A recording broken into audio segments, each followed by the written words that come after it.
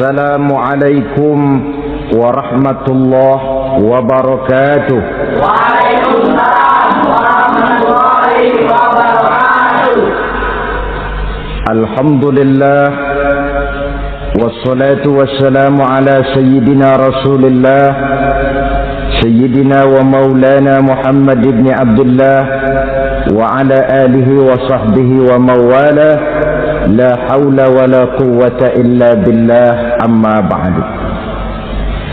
Bapak-bapak, ibu-ibu, saudara-saudara kaum muslimin rahimakumullah. Di dalam kehidupan kita sebagai seorang muslim, minimal 5 kali dalam sehari semalam kita mendengar seruan untuk mendirikan solat yang disebut azan. Ada kalimat menarik di dalam kalimat azan itu, yakni seruan hayya 'alal falah, marilah menuju kepada keberuntungan, marilah meraih kemenangan. Seruan ini adalah kecenderungan dari setiap manusia, apapun warna kulitnya. Artinya, setiap orang dalam hidup selalu ingin meraih dan mencari kemenangan. Kemenangan akan melahirkan kepuasan batin, dan kepuasan batin memberikan kebahagiaan. Sedangkan kekalahan melahirkan penderitaan batin, dan penderitaan batin menjerumuskan seseorang di dalam berbagai bentuk kerugian. Jikalau inilah seruan azan, maka masalahnya ialah apa yang menyebabkan kita meraih kemenangan. Al-Quranul Karim memberikan tuntunan dan ajaran kepada kita bahwa orang-orang yang memperoleh kemenangan itu tidak lain adalah orang-orang yang bertakwa. Hanyalah mereka yang bertakwa kepada Allah Subhanahu wa ta'ala pada akhirnya akan tampil sebagai pemenang. Lalu siapa orang yang bertakwa itu? Dijelaskan dalam awal-awal Al-Baqarah, orang yang bertakwa yang akan meraih kemenangan. Pertama, allazina yu'minuna bil ghaib, yaitu orang-orang yang beriman kepada yang gaib. Percaya bahwa ada alam yang gaib, alam yang abstrak, alam yang tidak bisa dijangkau oleh salah satu daripada panca indera kita. Mereka percaya dan beriman kepada adanya malaikat, beriman kepada adanya iblis dan jin, beriman kepada adanya alam kubur, beriman kepada adanya alam mahsyar, beriman kepada adanya alam akhirat, beriman kepada adanya surga dan neraka. Beriman bukan cuma sekedar beriman dalam ucapan bibir saja, tetapi beriman yang nilai iman itu mampu mewarnai gerak dan gaya hidupnya. Iman yang meresap sampai ke tulang sumsum, kemudian memberikan dampak positif di dalam kehidupan manusia. Alam, kita tahu, adalah sesuatu yang selain Allah. Dan Allah bukanlah alam. Apapun namanya selain daripada Allah, itu adalah alam. Alam pada hakikatnya terbagi menjadi 2. Ada alam syahadah, alam nyata, alam konkret, alam yang bisa dijangkau oleh salah satu indera kita. Kemudian ada alam ghaib, alam yang tidak bisa dijangkau oleh panca indera kita, alam metafisika, alam abstrak, alam yang wajib kita imani keberadaannya. Kita percaya bahwa malaikat itu ada. Kita percaya kepada jin, bahwa jin itu ada. Kita percaya kepada adanya iblis dan setan. Bukan percaya kepada iblis dan setannya, percaya bahwa iblis dan setan itu ada. Itu termasuk salah satu daripada sifat orang yang bertakwa kepada Allah. Saudara-saudara kaum muslimin rahimakumullah, kecenderungan pembangunan yang lebih bersifat materialistis biasanya menggeser aspek kehidupan rohani. orang berpikir empiri, dan dalam pola pikir yang demikian, maka alam gaib tidak lagi mendapat perhatian. Aspek kehidupan yang bersifat rohaniyah malah mulai ditinggalkan. Akibatnya terjadilah kepincangan di dalam kehidupan kita. Pernah ada satu pengalaman pribadi dalam perjalanan kembali ke tanah air. Dalam pesawat di sebelah kanan saya duduklah seorang Jerman namanya Heiner Simonsen. Iseng saya ajak kenalan, saya ajak ngobrol, saya tanya dia. Saya bilang, Mas Heiner ini, kalau pesawat yang kita tumpangi ini jatuh ke bawah, kira-kira apa yang bakal terjadi, Mas? Dia bilang, kita semua akan mati. Begitu? Iya. Oke. Apa itu mati? Tanya saya. Dia bilang, untuk tahu apa itu mati, kita harus tahu lebih dahulu apa itu hidup. Saya pikir nih bule bisa ngomong juga. Baiklah kata saya. Apa hidup menurut Anda itu? Oh, hidup itu dia bilang, kalau seluruh anggota badan kita bekerja secara normal, paru-paru memompa darah secara normal, jantung berdetak secara normal, sel-sel tubuh bekerja secara fit, dan organisme tubuh hanya mau bekerja secara normal, dia bilang, kalau kita memberi makan yang cukup, menu yang teratur, dan gizi yang lengkap. Saya bilang, kesimpulannya apa, Ner? Dia jawab, hidup adalah dari tangan ke mulut. Life is from the hand to the mouth, kata dia. Hidup adalah dari tangan ke mulut. Jadi masalah hidup tidak lebih daripada masalah isi perut. Orang pergi pagi, pulang sore, peras keringat, banting tulang, perut yang dibelain. Saya bilang, you are wrong. Sampean salah, Ner. Kamu orang Islam bukan?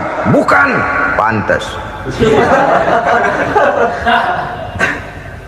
Kenapa saya salah? Dia bilang, ya jelas salah. Salahnya di mana? Kamu ini manusia. Kalau hidup cuma dari tangan ke mulut, saya bilang, kambing di kampung saya juga begitu pikirannya, Ner. Itu kambing di kampung saya, asal perutnya kenyang, sudah hidup dia. Perkara besok bagaimana, lusa prospeknya macam mana, bulan depan ada apa, kambing nggak pernah mikir. Di kampung saya kambing juga pikirannya begitu. Kamu Kristen ya? Tadinya. Loh kok tadinya, lalu apa sekarang kamu ini? Dia bilang, sekarang saya netral. Saya tidak beragama, tapi saya percaya kepada Tuhan sebagai pencipta alam. Saya ingat benar dia bilang, I haven't any religious, but I believe to God as the creator of the world. Kenapa bisa netral begitu, Ner? Habis saya bingung katanya. Islam bilang Islam baik, Kristen bilang Kristen baik, Hindu Buddha bilang Hindu Buddha baik, semua agama baik. Saya netral sekalian, nggak beragama. Yang penting saya percaya kepada Tuhan. Saya bilang, Ner, kamu ini kayak orang mau beli celana, lalu bingung. Yang satu bilang Levi's bagus, yang satu bilang Blue Jean hebat, yang satu bilang Wool England hebat. Celana ini hebat, celana itu bagus, celana ini hebat, semua celana bagus, kamu bingung. Akhirnya netral, tidak pakai celana. Itu juga salah. Saya pikir-pikir, kemudian saya melihat bahwa dua pola berpikir Heiner ini nampaknya sudah mulai menggejala di lingkungan masyarakat bangsa kita. Disadari atau tidak, secara jujur kita harus berkata, dua pola pemikiran Heiner ini mulai berkembang di tengah masyarakat bangsa kita. Pertama, pola pikir materialisme. Hidup adalah dari tangan ke mulut. Masalah hidup tidak lebih masalah isi perut. Itu yang perlu dibela, dan disitulah arti kehidupan. Pergi pagi, pulang sore, peras keringat, banting tulang untuk mempertahankan perut. Kalau sudah kemari cara orang berpikir, maka buat apa percaya kepada yang gaib? Untuk apa sholat, untuk apa puasa, untuk apa zakat, untuk apa menghadiri majelis taklim? Tanpa kepercayaan kepada yang gaib, hidup berjalan menurut alur empiris dan materialis. Kalau sudah ke sana cara orang berpikir, biasanya orang lalu cenderung menghalalkan segala cara. Hanyalah orang yang percaya bahwa akhirat ada, hanyalah orang yang percaya bahwa alam kubur itu ada, hanyalah orang yang percaya bahwa malaikat itu ada, hidupnya akan lebih terarah dan terkendali. Karena kepercayaan kepada yang gaib, yang merupakan fase daripada kehidupan setelah hidup yang sekarang ini, mewarnai gerak pribadi seseorang di dalam dia melakukan kegiatan hidupnya. Pola berpikir materialisme, disadari atau tidak, mulai menggejala di lingkungan masyarakat bangsa kita. Hidup tidak lebih dari urusan tangan ke mulut, mulut ke tangan, tangan ke mulut. Asal perut sudah kenyang, hiduplah sudah. Perkara bagaimana prospek hari yang akan datang, bagaimana akhirat, tidak jadi persoalan. Ini yang oleh Nabi diperingatkan, ad-dunya sijnul mu'min wa jannatul kafir. Dunia adalah penjara bagi orang beriman dan surga bagi orang kafir.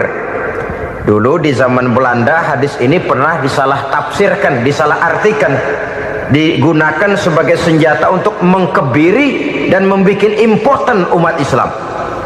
Sudahlah umat Islam gak usah macam-macam, kata Belanda. Dunia ini kan penjara buat orang Islam, surga buat orang kafir. Di penjara jangan bertingkah.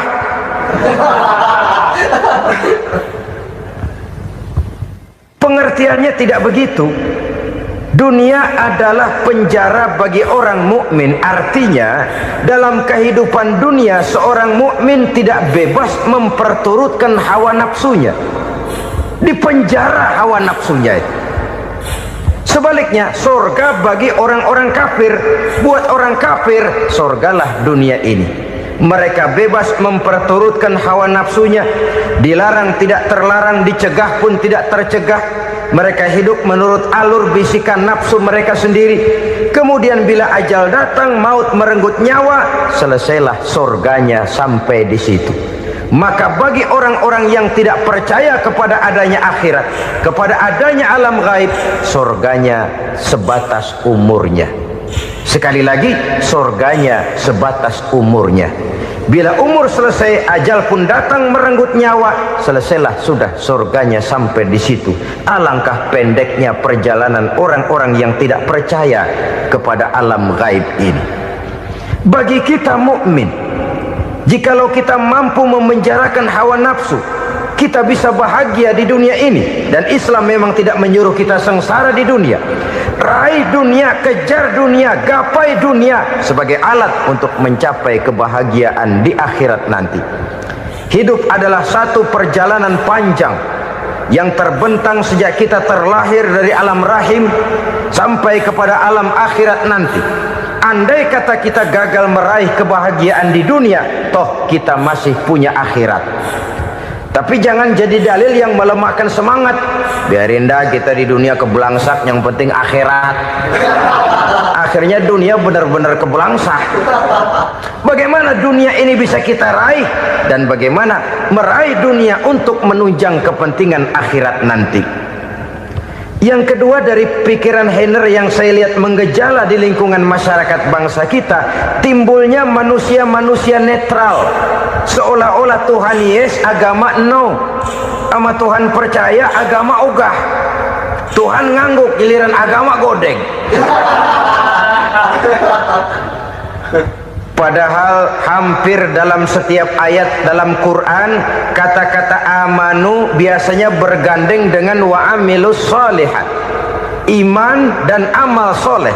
Ini sebagai isyarat Tuhan dan agama jangan pernah dipisah-pisah. Apabila kita bertuhan, maka kita harus beragama. Apabila kita beragama, maka agama itu harus bersumberkan dari Tuhan yang kita imani itu. Tidak mungkin kita pisah, Tuhan yes, agama no. Sama Tuhan percaya tapi agama bikin sendiri. Sembayangnya cukup bengong 2 jam madep ngulon.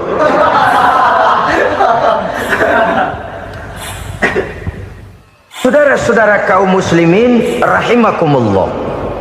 Jadi dengan demikian, agama yang kita akui merupakan unsur mutlak di dalam pembangunan sekarang ini, merupakan bagian dari kehidupan yang menuntun kita bahwa di balik alam nyata ini, di balik alam syahadah ini ada alam gaib. Dan mudabbir, murabbi, yang mengatur, yang menguasai, yang memelihara baik dia alam nyata, baik dia alam gaib, tidak lain adalah Allah Subhanahu wa ta'ala. Di sana ada satu super power, satu maha kekuatan yang kita perlu bersandar kepadanya. Sebagai makhluk nyata yang hidup di alam nyata, berbuatlah secara nyata sebagaimana harusnya kita berbuat. Karena Islam jelas bukan agamanya orang pemalas. Islam jelas bukan agamanya orang yang mengajarkan setelah selesai sholat boleh duduk, nggelenggem ayam-ayam, ndelohom, menghitung bintang di langit sambil menunggu keajaiban. Tidak. Islam adalah agama yang mengajarkan apabila sholat sudah selesai kamu kerjakan, bertebaranlah di permukaan bumi, cari karunia Tuhanmu. Jangan hidup berpangku tangan menunggu keajaiban, karena hidup bukan undian. Jangan berharap untung besar tanpa mau peras keringat. Tapi di sebalik itu toh kita juga harus yakin bahwa di sisi usaha nyata yang kita lakukan ada satu super power, satu maha kekuatan gaib yang menentukan berhasil dan tidaknya usaha kita. Kepercayaan kepada hal semacam inilah yang mendorong kita untuk mempunyai sandaran vertikal, agar jikalau usaha ini berhasil, kita tidak lupa diri dan lupa daratan.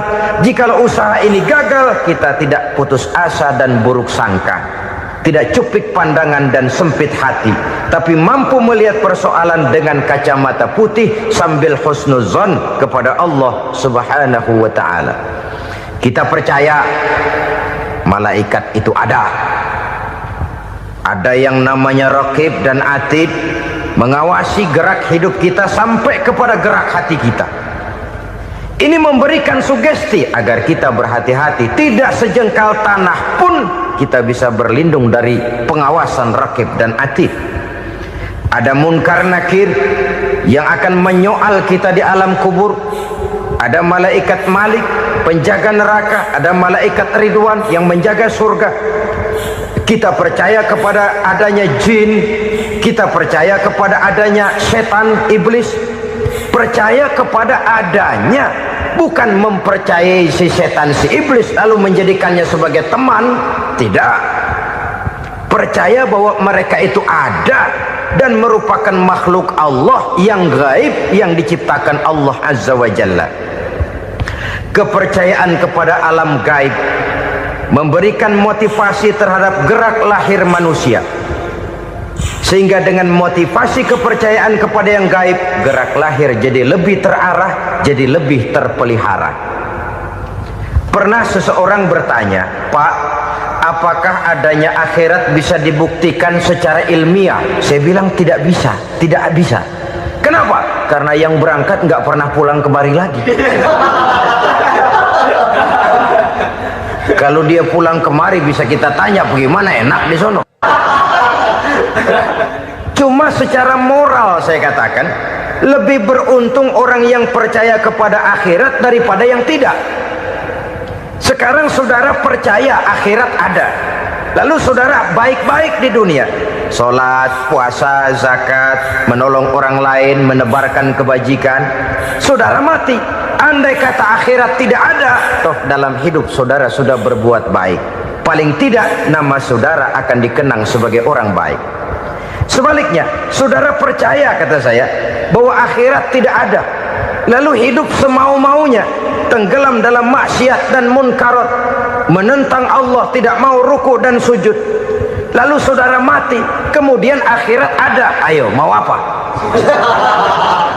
Bekal tidak punya. Jadi secara moral lebih beruntung orang yang percaya kepada adanya akhirat daripada yang tidak percaya. Dan itu alam gaib yang tidak bisa dibuktikan secara eksat.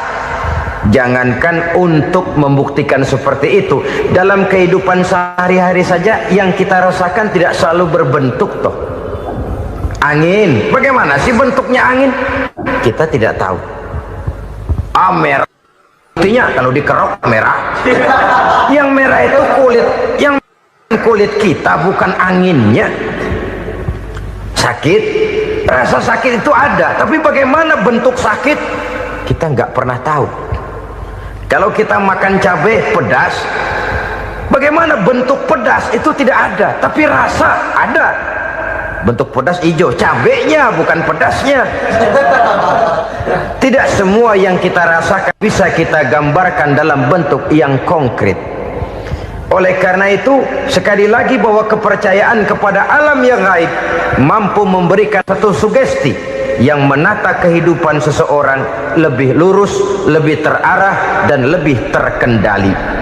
Maka wajar kalau kepercayaan kepada yang gaib mengantarkan seseorang untuk meraih kemenangan. Kenapa? Dia percaya kepada yang gaib, bahwa akhirat ada, bahwa alam kubur ada, bahwa pertanggungan jawab itu ada. Maka dia lalu tidak hidup saenae udele dewe, itu loh. Tidak hidup menurut seleranya sendiri, terarah, teratur. Ini cirinya yang pertama. Orang bertakwa yang akan meraih kemenangan, mereka beriman, mereka percaya kepada yang gaib. Bahkan hal-hal konkret saja selalu berangkat dari yang gaib. Saudara-saudara, para remaja, para pemuda sekarang ini tidak pernah tahu toh siapa yang akan jadi teman hidup saudara. Kita bisa saja ngerancang, mentargetkan, tapi toh akhirnya yang namanya jodoh bukan kekuasaan kita. Rezeki di luar kemampuan kita. Begitu juga ajal, maut, jodoh, ajal adalah contoh-contoh konkret bahwa pada akhirnya yang gaiblah yang menentukan. Bertahun-tahun ngelancong, emang jodoh seret nggak jadi.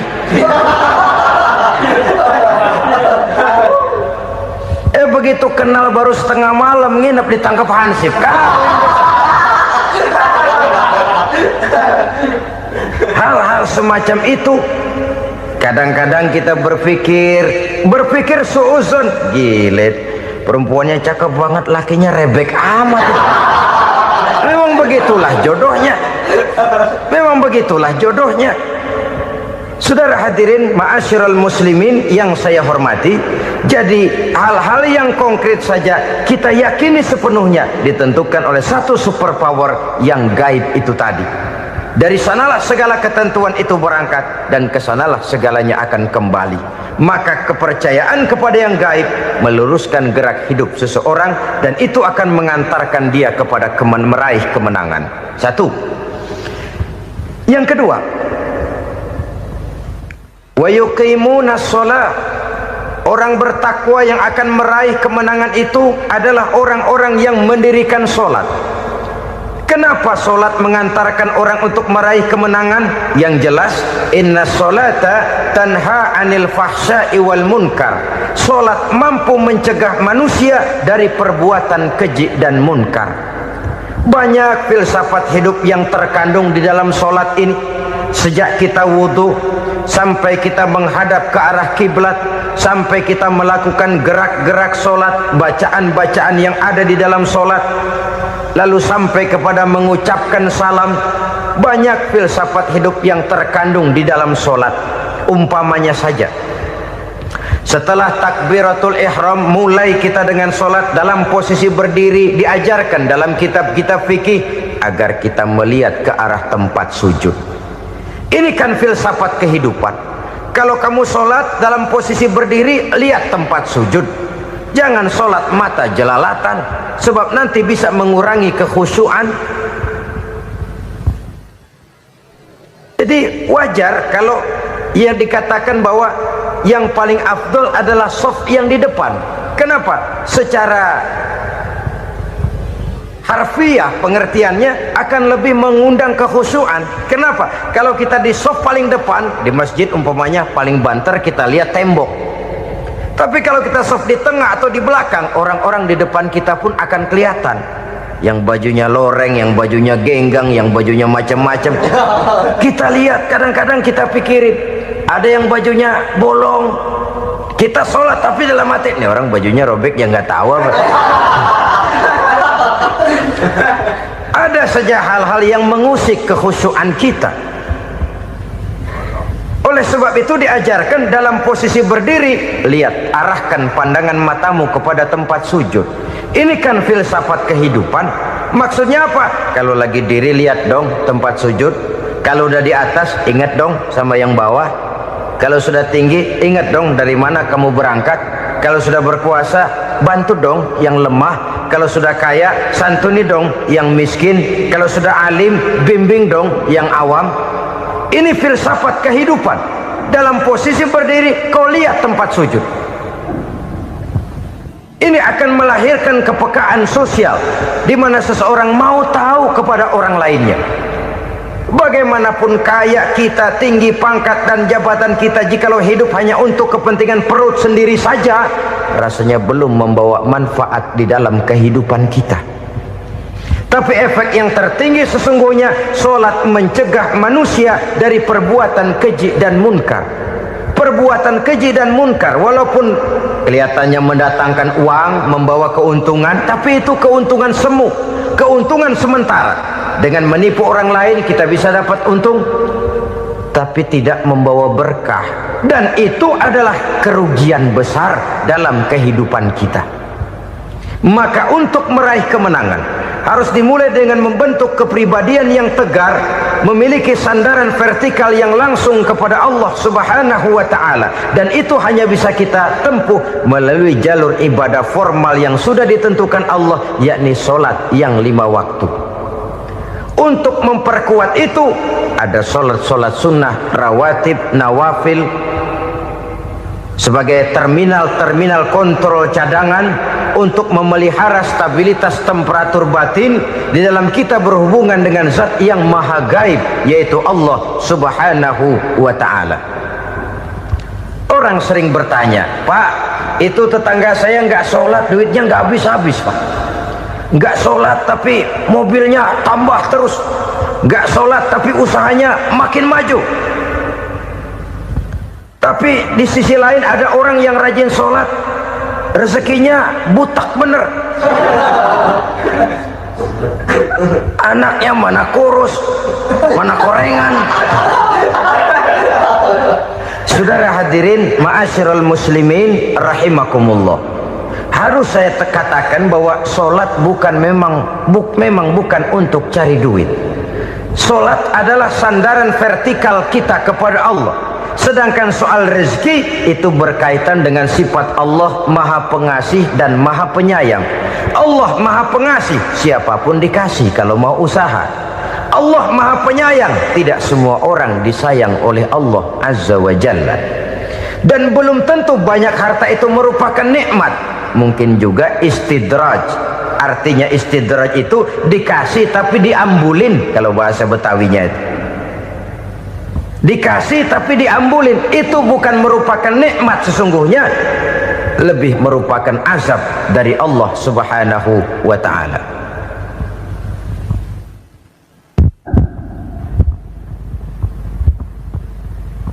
Agama mempunyai sistem sholat, dan kita umat Islam telah dituntun oleh Allah Subhanahu wa ta'ala yang wajibnya 5 kali dalam sehari semalam mendirikan sholat. Dan itu tentu berada dalam jangkauan kemampuan manusia. Pada awalnya barangkali kita memang merasa sholat itu satu kewajiban, tapi semakin kita hayati makna, manfaat dan filsafat yang terkandung di dalam ajaran sholat, semakin sampai kita kepada keyakinan bahwa sholat adalah keperluan kita.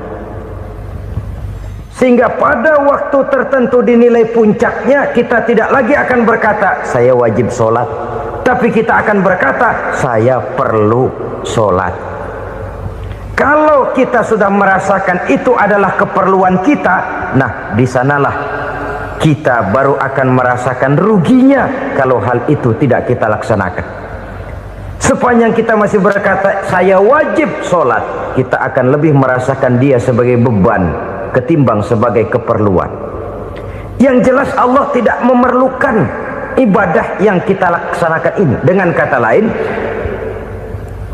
andai kata satu dunia penuh ini orang tidak ada yang sholat satu pun, Allah tidak akan turun dari jabatan Tuhan. Jangan lalu berpikir kalau kita ngambek se-RW kagak sembahyang Tuhan tekor kali ini ya. Tentu tidak. Itu perlunya kita, bukan perlunya Allah. Dan pada induknya kita akan berkata saya perlu agama. Kalau secara induk kita sudah memerlukan agama, maka konsep-konsep yang ada di dalam ajaran agama itu pun adalah juga merupakan keperluan kita. Baik dia bernama sholat, baik dia bernama puasa, baik dia bernama zakat, baik dia bernama haji, seluruhnya adalah keperluan kita. Dan sesuatu yang kita perlukan apabila tidak kita laksanakan akan melahirkan kerugian di dalam kehidupan. Jangan heran kalau kita membaca riwayat perjalanan hidup para salafus soleh, orang-orang soleh. Ada yang tahajud sampai 100 rakaat, ada yang sholat malam kakinya sampai bengkak. Kita sekalinya bengkak biri-biri. Ada yang sholat membaca surah dalam Al-Quran sampai khotam Quran. Kok mau?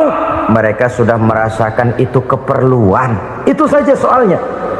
Satu saat pun jikalau kita merasa bahwa itu keperluan saya, kita pun akan melaksanakan seperti itu. Keperluan saya dalam kehidupan. Inilah yang kedua. Yang ketiga, orang bertakwa yang akan meraih kemenangan itu wa mimma razaqnahum yunfikun. Mereka membelanjakan sebagian daripada rezeki yang diberikan Allah kepada mereka. Mereka infakkan di jalan Allah. Ada satu dialog menarik. Satu hari seorang anak muda bertemu dengan seorang kakek-kakek yang sudah dikenalnya baik. Bertanyalah anak muda ini, "Kek, umur kakek berapa tahun?" 15 tahun, kata si kakek. "Anak kakek berapa orang?" 1. "Harta kakek berapa banyak?" 15 juta. Si anak muda ini bengong, lalu protes, "Kok kakek bohongin saya?" "Kenapa?" "Saya tahu umur kakek 70 tahun. Kenapa ngaku 15? Saya tahu anak kakek 5. Kenapa bilang 1? Saya tahu kakek miliuner, miliaran uang kakek. Kenapa ngaku cuma 15 juta? Begini, kata si kakek tadi. Benar, umur saya 70 tahun. Tapi dari umur yang 70 tahun itu baru 15 tahun terakhir ini saya merasakan ibadah kepada Allah. Meninggalkan maksiat, jauh dari segala macam munkarat. Maka yang 15 tahun inilah yang benar-benar saya rasakan sebagai umur saya. Benar anak saya 5, tapi yang 4 susah diatur. Cuman 1 rasanya nih yang bakal jadi si buah hati belahan jantung pelanjut cerita penerus sejarah. Cuma 1 ini yang saya harapkan, yang akan jadi anak soleh, yang akan membuat saya menerima pensiunan pahala. Kalau yang 4 apek dah, nggak ada harapan. Yang 1 nyekek botol melulu. Oh begitu, iya. Lalu kenapa kakek bilang harta kakek cuma 15 juta padahal saya tahu kakek uangnya miliaran, depositonya banyak? Ya karena 15 juta itulah yang saya ingat yang pernah saya belanjakan di jalan Allah. Saya merasa itulah harta saya yang sebenarnya. Yang miliaran yang saya simpan di bank kelak kalau satu saat saya mati akan jadi rebutan di antara anak-anak saya. Iya kalau anak saya soleh kayak yang 1 ini. Kalau yang 4 tadi udah tulen dia bakal berantem dah berebut tuh. Jadi 15 juta yang saya belanjakan di jalan Allah inilah yang saya merasakan benar-benar harta saya yang sesungguhnya. Dialog ini patut menjadi bahan renungan kita bersama. Diberikan kita umur 40, 50, 60, 70, 80. Berapa tahun dari umur yang diberikan itu yang jalan mulus, yang kita gunakan untuk melaksanakan ibadah? Banyak harta kita simpan di bank, di lemari, di dompet, di tas. Tapi berapa yang sudah kita depositokan di jalan Allah yang akan menemani kita di hari kita kembali nanti? Maka orang bertakwa yang akan meraih kemenangan, wa mimma razaqnahum yunfikun, mereka membelanjakan sebagian dari rezeki yang diberikan Allah di jalan Allah Subhanahu wa ta'ala. Ma'asyiral muslimin rahimakumullah, zahirnya memang kita memberikan kepada orang lain, tapi hakikatnya kita menyimpan untuk diri kita sendiri. Kita memberikan kepada yatim piatu 25.000. Zahirnya kita memberikan si yatim, hakikatnya kan kita cuma nyimpan. Saya berikan, titip kepadamu, ini untuk saya di akhirat. Kau boleh belikan baju, kau boleh belikan untukmu makan, kau boleh bayarkan sekolahmu. Ini untuk saya. Hakikatnya kita nyumbang masjid 1 juta, zahirnya kita berikan kepada panitia masjid, tapi hakikatnya kan cuma titip 1 juta ya, untuk saya di alam kubur nanti. Silakan kau boleh belikan semen, ini uang, belikan besi, belikan pasir. Saya cuma sekedar titip untuk kepentingan saya. Hakikatnya kita cuma sekedar menitip. Sebagaimanapun pada hakikatnya, apapun yang kita miliki dalam kehidupan kan cuma sekedar hak guna pakai, bukan hak milik mutlak. Harta kita, rumah kita, kendaraan kita, kebun kita, pabrik kita, hak guna pakai saja. Hak milik mutlak cuma untuk Allah Subhanahu wa ta'ala. Saudara-saudara kaum muslimin rahimakumullah, ini yang ketiga. Kemudian yang keempat, orang-orang bertakwa yang akan meraih kemenangan, allazina yu'minuna bima unzila ilaika, mereka yang beriman, mereka yang percaya kepada apa yang telah diturunkan kepadamu Muhammad, ay Al-Quran, yakni Al-Quranul Karim. Setelah percaya kepada yang gaib, mendirikan solat, kemudian menginfakkan sebagian dari rezeki yang diberikan Allah, mereka juga lalu percaya kepada yang diturunkan terhadap Nabi, yaitu tidak lain Al-Quranul Karim. Sekali lagi di sini, percaya bukan hanya sekedar percaya saja, tetapi percaya lalu menjadikan Al-Quran itu sebagai pedoman hidup. Sebab memang Al-Quran itu adalah GBHM, garis-garis besar haluan muslim. Apa yang harus kita lakukan, apa yang harus tidak kita lakukan, bagaimana mestinya kita bertingkah laku dan berbuat, seluruhnya tercantum di dalam Al-Quranul Karim. Itu sebabnya ketika satu hari Aisyah ditanya bagaimana akhlak Rasul, beliau menjawab, kana Rasulullah sallallahu alaihi wasallam khuluquhul Quran. Akhlak daripada Rasulullah tidak lain adalah Al-Quran. Jawaban simpel ini memberikan gambaran bahwa keseluruhan daripada konsepsi Quran sudah diterjemahkan dalam kehidupan Rasulullah sallallahu alaihi wasallam. Karena kita tahu akhlak adalah keseluruhan dari gerak hidup manusia, sejak ia berpribadi, berumah tangga, bertetangga, bermasyarakat, sampai kepada berbangsa dan bernegara. Al-Quran tetap memberikan sentuhan nilainya. Oleh karenanya, orang-orang yang bertakwa adalah orang-orang yang menjadikan Al-Quran sebagai pedoman dalam kehidupannya. Dan kita yakini Al-Quran diturunkan kepada Nabi Muhammad, bukan merupakan produk Nabi Muhammad. Isi dan redaksinya langsung dari Allah Subhanahu wa ta'ala. Kemudian cirinya yang kelima, orang bertakwa yang akan meraih kemenangan itu, wa ma unzila min qablika. Tidak hanya sekedar percaya kepada yang diturunkan terhadap Nabi Muhammad, yaitu Al-Quran, mereka juga percaya kepada apa yang pernah diturunkan kepada para nabi, kepada para rasul sebelum Nabi Muhammad. percaya kepada adanya suhuf, percaya kepada adanya Taurat, percaya kepada adanya Injil, percaya bahwa Allah dahulunya sudah menurunkan Taurat kepada Musa, percaya bahwa Allah sudah menurunkan Injil kepada Isa, percaya Injil ada, Taurat ada, diturunkan Allah untuk Isa dan Musa, tetapi tidak wajib mengamalkannya karena kita sudah diberikan Al-Quranul Karim. Ini yang perlu saya garis bawahi. Kita percaya Allah telah menurunkan Injil dahulu kepada Isa. Kita percaya bahwa Allah telah menurunkan Taurat dahulunya kepada Nabi Musa. Kadang-kadang ini dijadikan dalih, dikacaukan pengertiannya. Quran saja mengajarkan bahwa orang yang bertakwa harus percaya kepada Injil, maka pakailah Injil. Apalagi kalau ayat sebelumnya ditilap, dihapus, dihilangkan, Injilnya yang ditekankan, maka akan terjadilah penekanan yang salah arah. Karena salah arah akhirnya bisa merusak dan menghancurkan akidah. Ketika Rasul suatu saat pernah ditanya orang, "Ya Rasul, bagaimana sikap kita sebagai muslim terhadap Injil yang ada sekarang?"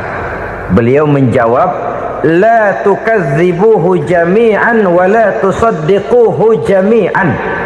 Jangan didustakan seluruhnya, jangan juga dibenarkan semuanya. Artinya, ini sudah merupakan gambaran dari Rasul bahwa dalam Injil yang ada sekarang masih ada ajaran-ajaran tauhid yang dibawa oleh Nabi Isa dan diajarkan kepada umatnya. Tapi juga dalam Injil yang sekarang ini sudah terkena intervensi dan investasi manusiawi. Karena itu Rasul menyimpulkan, la tukadzibuhu jami'an wa la tusaddiquhu jami'an. Jangan didustakan semua, jangan dibenarkan seluruhnya. Kita memang percaya Allah telah menurunkan Injil kepada Nabi Isa dulu, tapi kita tidak wajib mengamalkan Injil. Kita percaya Allah telah menurunkan Taurat kepada Nabi Musa, tapi kita tidak wajib mengamalkan kitab ajaran Taurat. Yang wajib kita percayai dan kita amalkan hanyalah Al-Quranul Karim. Kenapa? Oleh karena baik yang ada di dalam Taurat, baik yang ada di dalam Injil, tentu tercakup di dalam Al-Quran sebagai kitab terakhir yang diturunkan oleh Allah Subhanahu wa Ta'ala. Dan itu wajar. Kalau seorang pejabat mau mengeluarkan satu keputusan baru, tentu dia harus meninjau keputusan-keputusan lama. Andai kata dianggap tidak berlaku, dianggap tidak relevan lagi, maka keputusan-keputusan lama itu tentu sudah dianggap tidak berlaku. Sebagian daripada aturan-aturan dalam keputusan lama yang masih dianggap relevan tercantum dalam keputusan baru yang wajib diamalkan. Begitulah hubungannya antara Al-Quran, Taurat, Zabur, dan Injil. 4 kitab samawi yang diturunkan Allah masing-masing kepada Zabur untuk Nabi Daud, Taurat untuk Nabi Musa, dan Injil untuk Nabi Isa alaihi wassalatu wassalam. Ketiga-tiga kitab itu kita percayai adanya. Kita yakini Allah telah menurunkan Zabur, Taurat, dan Injil, tapi kita tidak wajib mengamalkannya. Yang wajib kita mengamalkannya sekarang ini tidak lain hanyalah Al-Quranul Karim saja, karena ia mencakup apa yang ada di dalam Zabur, apa yang ada di dalam Taurat, dan apa yang ada di dalam Injil. Keotentikannya bisa dipertanggungjawabkan. Ya, tapi kan Nabi Muhammad sudah mati 14 abad yang lalu, dan di zaman beliau Al-Quran kan belum dikodifikasikan, belum ditulis. Bagaimana keotentikannya bisa dipertanggungjawabkan? Mudah saja.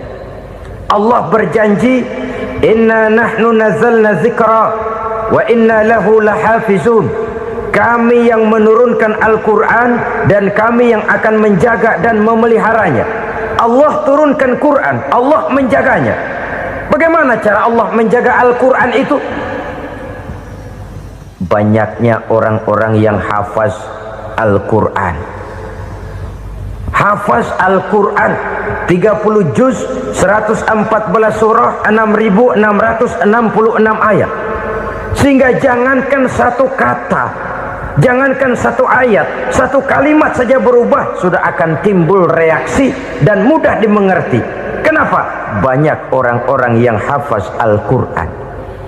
Sedangkan pada setiap akhir tahun biasanya malaikat Jibril selalu mengadakan checking terhadap ayat-ayat yang diturunkan pada waktu itu. Di zaman Nabi sendiri sudah ada usaha kodifikasi. Dan yang lebih luar biasa lagi, sampai hari ini tidak seorang pun mampu membuat satu ayat saja semacam Al-Quran. Ke bahasa manapun dia diterjemahkan, naskah aslinya tetap ikut, rujukan dasarnya tetap ada. Berdasarkan itu maka tidak mungkin terjadi penyelewengan terhadap atau pemalsuan terhadap ayat-ayat Al-Quranul Karim. Kesuciannya, keotentikannya, kemurniannya bisa dipertanggungjawabkan. Ma'asyiral muslimin rahimakumullah. Oleh karenanya, konsepsi dasar daripada ajaran Islam ini memang tidak lain adalah Al-Quran dan Sunnah. Isi daripada agama Islam yang merupakan iman, Islam dan ihsan, konsepsi dasarnya tidak lain adalah Al-Quran dan Sunnah Rasulullah Sallallahu Alaihi Wasallam. Maka yang kita perlukan sekarang ini adalah terjemahan Al-Quran di dalam kehidupan kita. Dengan demikian, maka gaya kehidupan yang lebih Qurani itulah yang kita dambakan. Kita perlu memang terjemahan Quran dalam bahasa Inggris, dalam bahasa Belanda, dalam bahasa Jepang, tapi yang lebih kita perlukan adalah terjemahan Quran di dalam kehidupan kita. Konsekuen, tidak memanipulasi, ringan sama kita jinjing, berat sama kita pikul.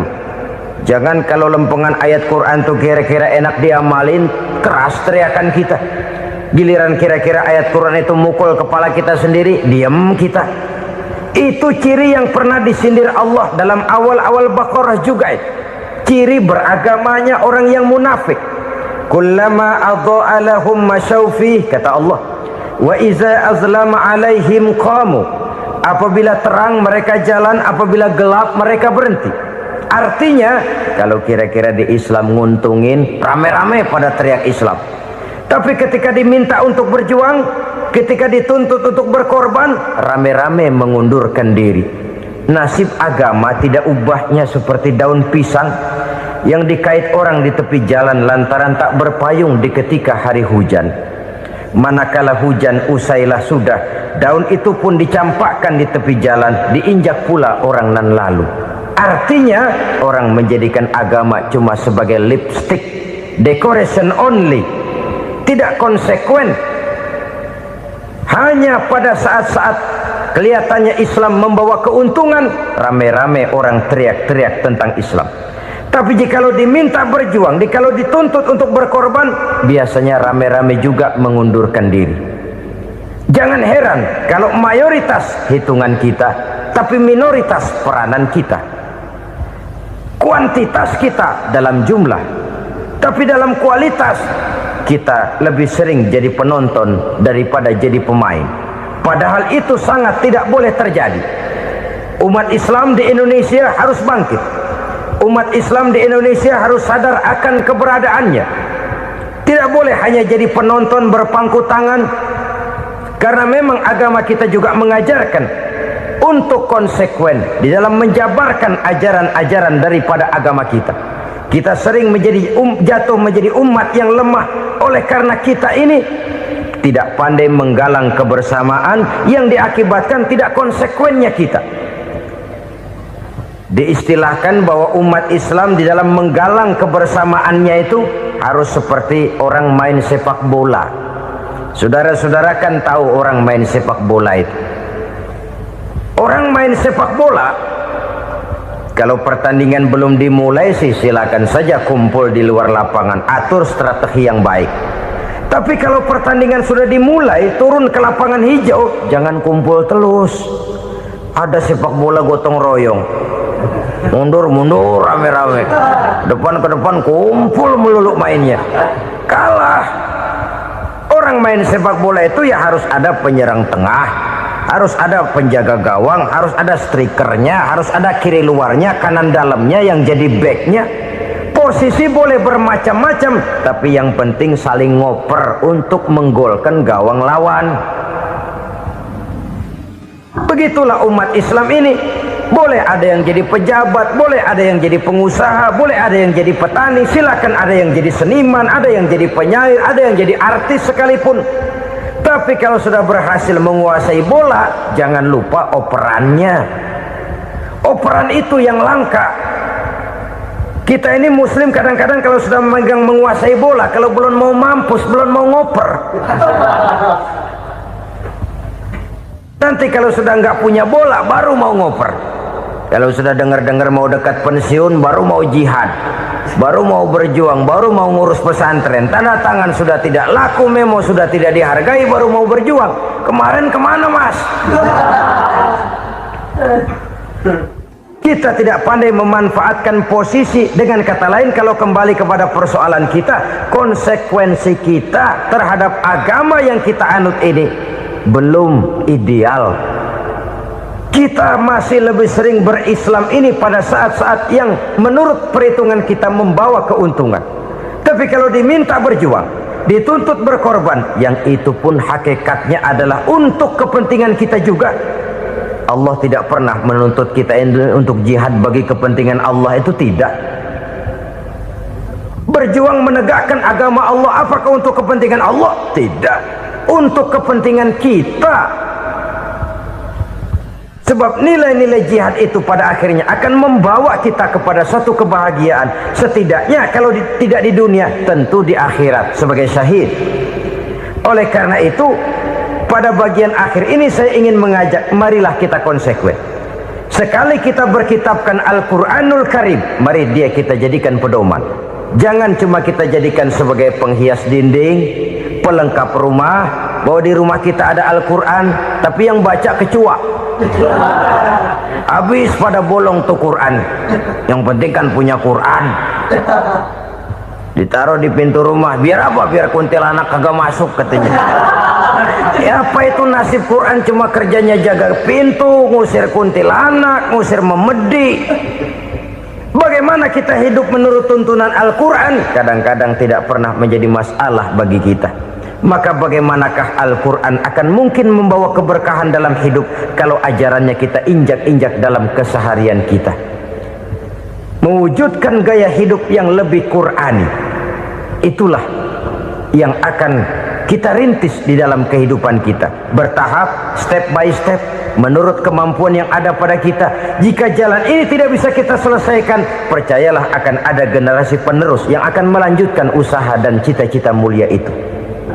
Jadi percaya kepada Taurat, percaya kepada Injil, sekedar percaya Allah dahulunya sudah menurunkan itu, tapi kita tidak wajib mengamalkannya. Kenapa? Generasi Injil masa berlakunya sudah kedaluarsa. Taurat masa berlakunya sudah kedaluarsa.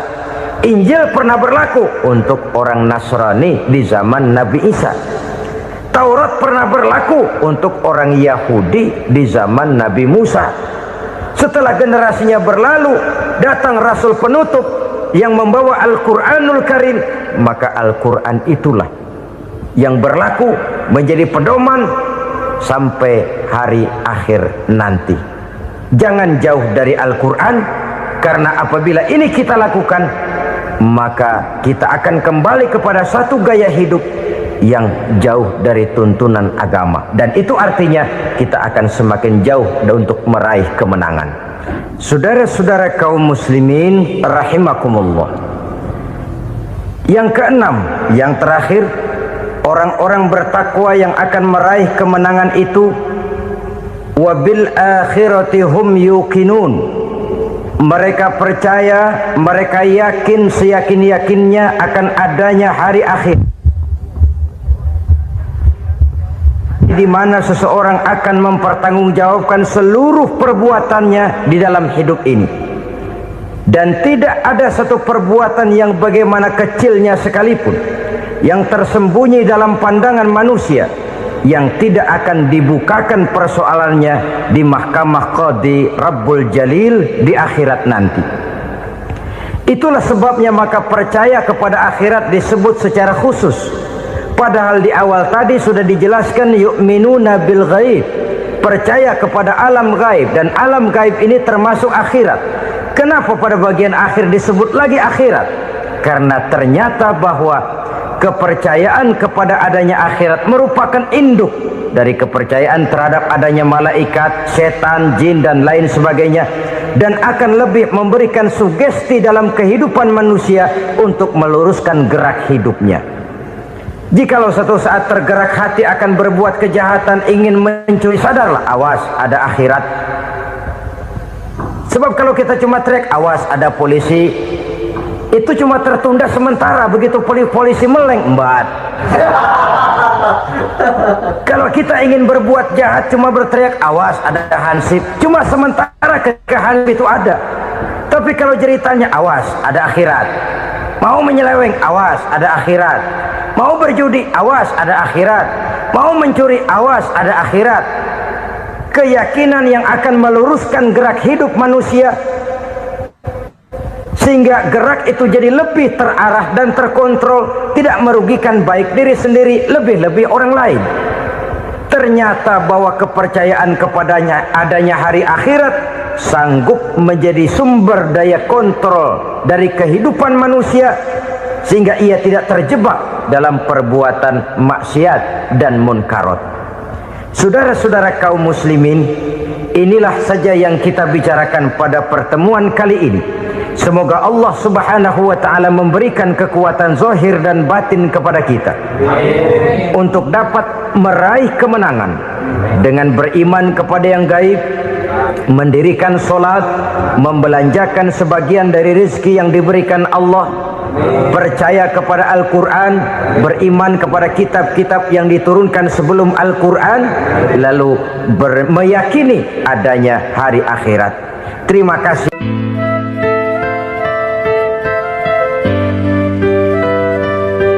Bapak, ibu-ibu, saudara-saudara kaum muslimin rahimakumullah, kita menyaksikan peristiwa-peristiwa yang memilukan dan memalukan. PHK terjadi di mana-mana, pengangguran meningkat, harga-harga membumbung tinggi, daya beli rakyat semakin lemah. Sementara di bidang politik, kejadian-kejadian memberikan indikasi bahwa persatuan dan kesatuan kita sebagai bangsa dewasa ini tengah berada dalam ujian yang berat. Pada jumpa kita kali ini, tanpa bermaksud untuk mencari kambing hitam dari bencana yang kita hadapi, saya ingin menyampaikan sebuah hadis yang diriwayatkan oleh Imam At-Tabarani dari Ibnu Abbas bahwa Rasulullah sallallahu alaihi wasallam bersabda, khamsun bi khamsin, ada 5 perkara yang dapat menimbulkan 5 macam bencana. Mari kita renungi hadis ini satu demi satu sebagai bahan introspeksi buat kita semua dalam menghadapi bencana yang tengah berlaku sekarang ini. Yang pertama, ma naqasa qaumul ahda illa sullita alaihim aduwwuhum. Apabila suatu kaum sudah mengingkari janjinya, maka mereka pun akan dikuasai oleh musuh-musuh mereka. Sederhana saja nampak kalimat dalam hadis ini. Apabila orang sudah mengingkari janji, mereka akan dikuasai oleh musuh-musuh mereka sendiri. Dan musuh kita yang paling utama saat ini adalah kemiskinan dan kebodohan. Kenapa itu terjadi? Karena kita mengingkari janji kita sendiri. Di saat awal-awal berdirinya Orde Baru, kita pernah berjanji untuk melaksanakan Pancasila dan Undang-Undang Dasar 45 secara murni dan konsekuen. Kita berjanji bahwa kita akan menegakkan pemerintah yang bersih dan berwibawa. Itu semua pada permulaannya. Waktu demi waktu berjalan, kita lupa dengan janji yang kita ucapkan itu. Ketuhanan yang Maha Esa kita ucapkan, tapi kesetanan yang luar biasa yang kita lakukan. Kemanusiaan yang adil dan beradab yang kita dengungkan, tetapi kemanusiaan zalim dan biadab yang kita praktekkan. Sederhana saja saudara, hampir setiap pejabat pada posisi-posisi kunci, di awal-awal ia memangku jabatan itu, biasanya ia mengucapkan sumpah dengan lafaz demi Allah, bahwa dalam melaksanakan jabatan ini saya tidak akan menerima hadiah atau pemberian dalam bentuk apapun. Itu pada permulaannya. Lama-lama rupanya hadiah itu asik juga, mulai diterima. Lama-lama dirasa kurang, mulai menagih. Dan akhirnya terjadilah praktek yang disebut suap menyuap, semir menyemir, dan lain sebagainya. Kalau ini sudah menjadi kenyataan, bagaimana kita mau menegakkan pemerintah yang bersih dan berwibawa? Undang-Undang Dasar 45 menyatakan bahwa bumi, air, dan seluruh kekayaan negara dikelola oleh negara bagi sebesar-besar kemakmuran rakyat. Yang terjadi adalah bahwa kita merasa mewakili rakyat untuk menikmati harta dan kekayaan negara, sehingga rakyat banyak tidak bisa ikut menikmatinya. Menumpuklah harta itu sehingga terjadilah pepatah, gunung ditimbun, sumur digali. Yang kaya semakin kaya, yang miskin semakin terpuruk. Kita ingkar dengan janji yang kita ucapkan di awal-awal kita bergerak. Kita ingkar dengan janji pada saat kita mengatakannya dengan menyebut nama Allah, dengan mempertaruhkan nama Tuhan, sehingga pada akhirnya jabatan pun mengalami tender. Sudah menjadi rahasia umum, orang mau jadi lurah mesti mengeluarkan uang, mau jadi camat mesti mengeluarkan uang, mau jadi wali kota, bupati, bahkan gubernur, itu ada pasarannya. Secara logika, kalau orang memperoleh satu jabatan karena banyak mengeluarkan uang, tentu pada saat ia mengeluarkan uang, ia sudah punya pemikiran, modal pasti pulang, modal pasti kembali. Kalau orang memperoleh suatu jabatan karena banyak mengeluarkan uang, maka langkah pertama yang dia lakukan setelah memangku jabatan itu ialah bagaimana uang bisa kembali, bagaimana modal bisa pulang. Kalau modal sudah pulang, pikiran berikutnya bagaimana supaya dapat untung. Lalu kapan mau bekerja untuk kepentingan rakyat? Itu nomor 18. Kemudian kalau ada proyek-proyek besar, pertanyaannya ialah bukan apakah proyek ini bermanfaat bagi rakyat, apakah proyek ini layak untuk diteruskan, tetapi yang jadi pertanyaan paling utama ialah bagian saya berapa duit dari proyek ini. Kita bisa lihat proyek, mega proyek lahan 1 juta hektar di Kalimantan Tengah, triliunan rupiah, dan proyek itu gagal. SD Impres bulan ini diresmikan, bulan depan retak. Jembatan-jembatan bulan ini gunting pita, bulan depan runtuh. Kita ingkar dengan janji.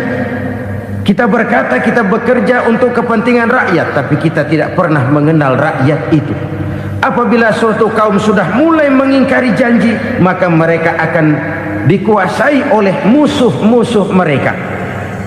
Akibatnya tersusunlah barisan-barisan sakit hati, yang makin lama makin menjadi bola salju, menggelinding membesar, dan kemudian terjadilah hal-hal yang tidak kita inginkan lagi. Apabila suatu kaum sudah mengingkari janji, maka mereka akan dikuasai oleh musuh-musuh mereka. Ini penyebab bencana yang pertama. Kita tidak konsekuen. Tadinya kita dengan lantang teriak-teriak berantas korupsi, ganyang korupsi. Pada waktu kita belum mendapat kesempatan. Setelah kita naik punya kesempatan, rupanya korupsi enak juga dirasa. Terjadi pergeseran nilai, orang luntur kehilangan idealisme awal.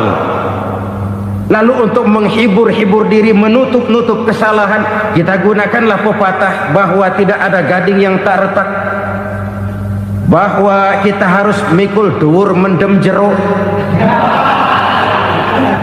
Itu semua cuma sebagai dalih agar kesalahan kita tidak dibicarakan orang lain. Padahal kita sendiri yang mengingkari janji.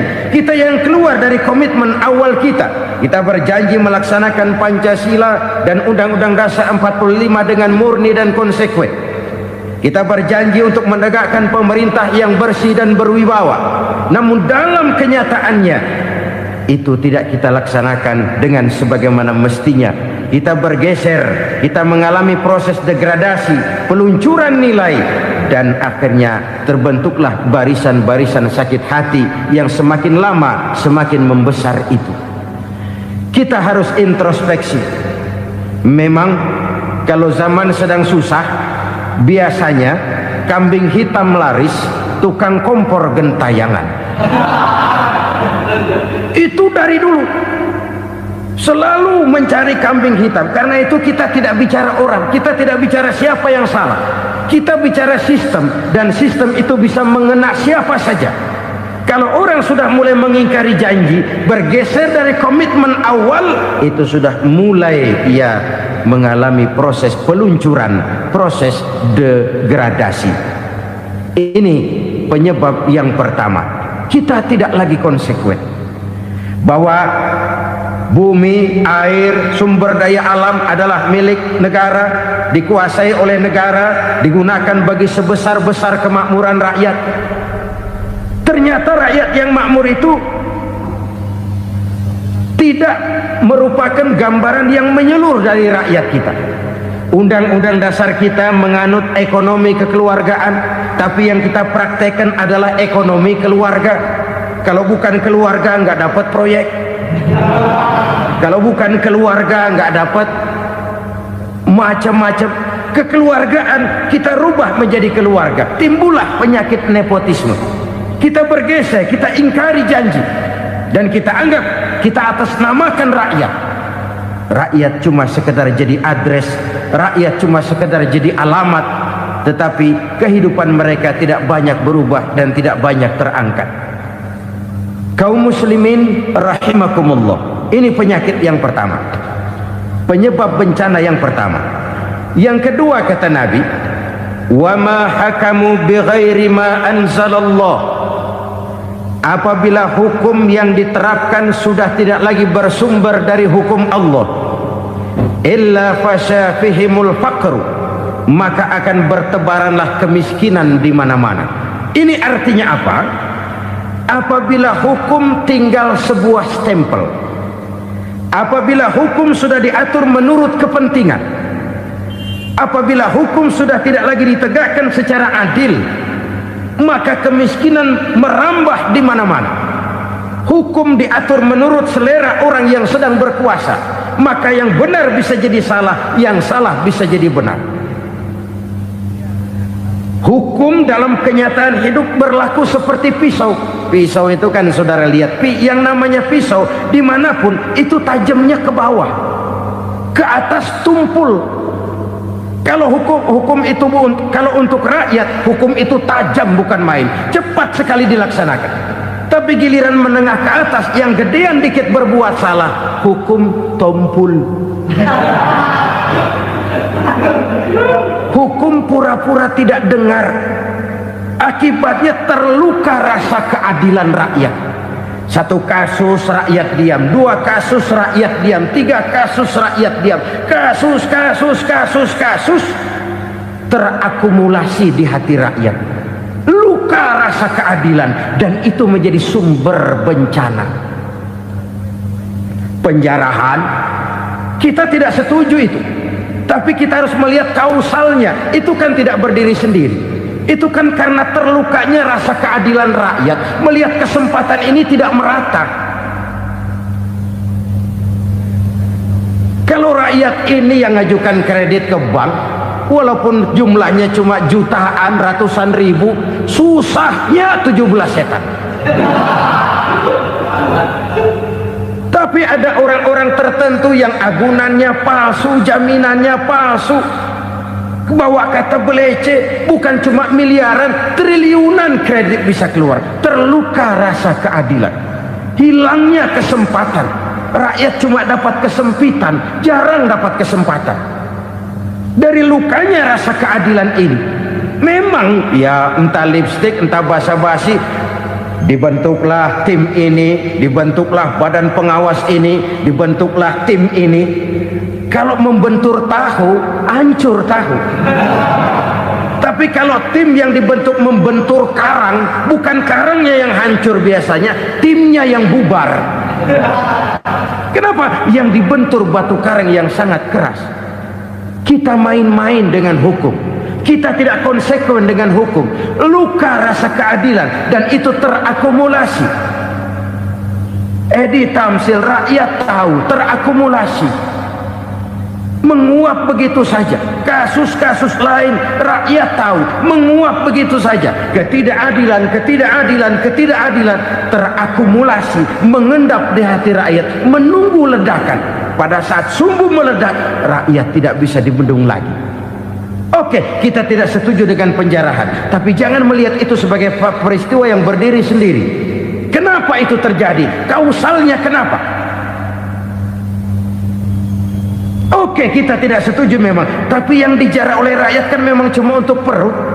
Yang dijarahkan beras, yang dijarahkan televisi, yang dijarahkan kulkas yang masih bisa dihitung, yang memang real untuk kebutuhan rakyat. Penjara-penjara berdasi kepala botak yang menguras uang rakyat habis-habisan, enak saja melenggang dalam kehidupan ini. Makin terluka rasa keadilan rakyat. Apabila hukum yang diterapkan sudah menyimpang dari keadilan yang diajarkan Allah, fasyafihimul fakru, bertebaranlah kemiskinan. Aneh, memalukan, memilukan.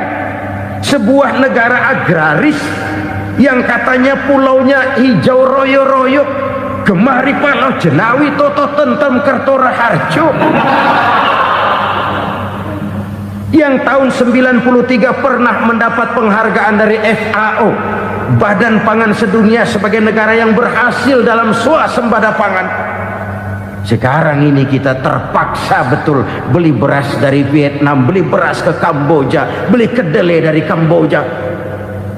Kenapa? Lahan sawah kita habis ditanami pabrik. Teknologi kita, teknologi loncatan yang non-applied, tidak terpakai oleh kita. Lantas lahan yang tidak bisa kita tanami, kita paksakan lahan-lahan gambut menjadi tanah pertanian yang subur dengan biaya triliunan, dan kita gagal. Kita cari jarum dan kapak hilang. Kita mau jadi negara industri dengan loncatan teknologi yang maju, kita lupakan pola pijak kita sebagai negara agraris, dan akhirnya kita kecolongan. Lihatlah dewasa ini, rakyat kita antri sembako di mana-mana. Di sebuah negara agraris, ketidakadilan melahirkan kemiskinan, kemiskinan moral dan kemiskinan material. Kemiskinan moral, rakyat nggak percaya lagi sama pejabat. Rakyat mengalami krisis figur. Orang, alah lu ngomong dah sama ember.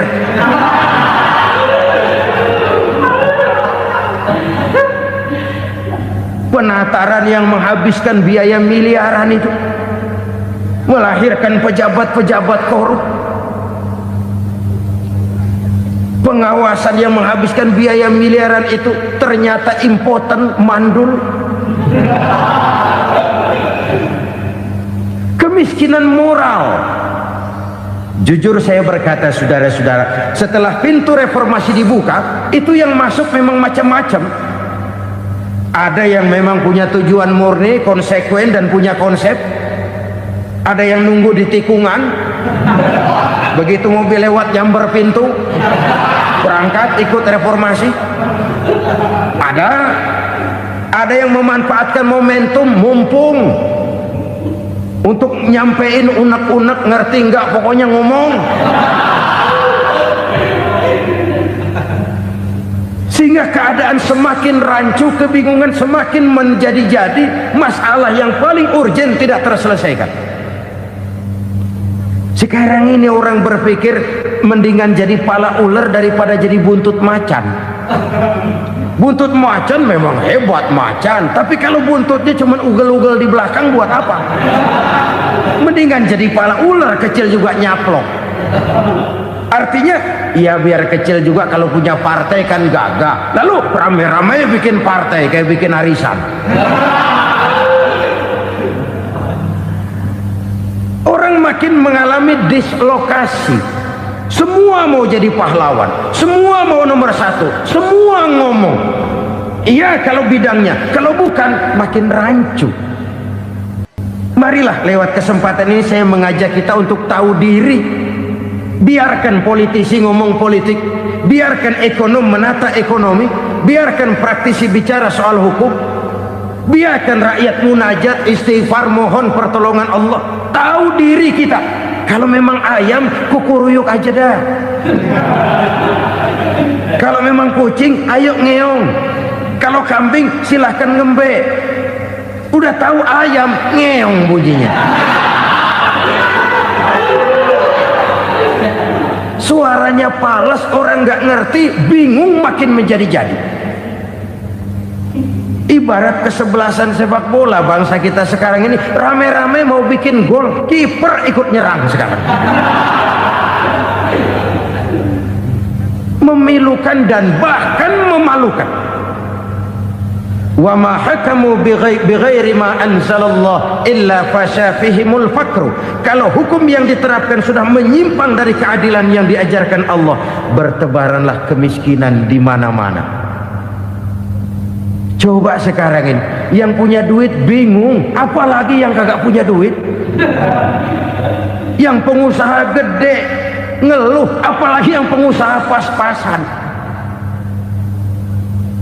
Yang kagak punya beras, yang punya beras saja masih bingung, apalagi yang nggak punya beras. Ini sudah demikian merata.